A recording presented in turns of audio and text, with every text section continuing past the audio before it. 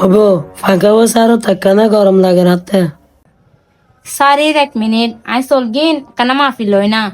দূর শৈল ফরে লইও ফাঁকা চাইতাম হয়ে আগে ফাঁকা বসে আরো না। চলগিনি কিনি মাফি লই না। বাদ বইম তো ইতালাই বলি আইতে সারি দির আই। হাইলে মুখে মুখে তোরা ঘরে হতাকান হয়ে দিয়ে নগরী হাইলে নিজের হাম ঘরে।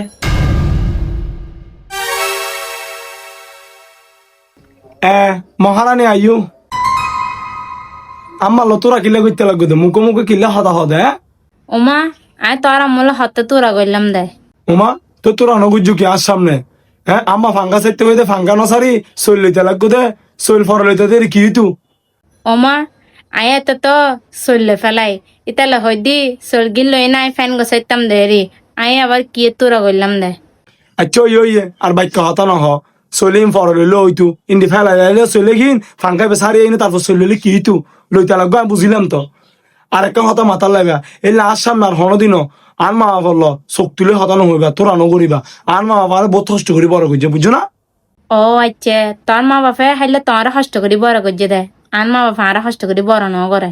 আচ্ছা ইয়ার হতানো হই দিন এত খারাপ লাগিলে তাই আরো সারি যাও তোর বাপের বাড়িত।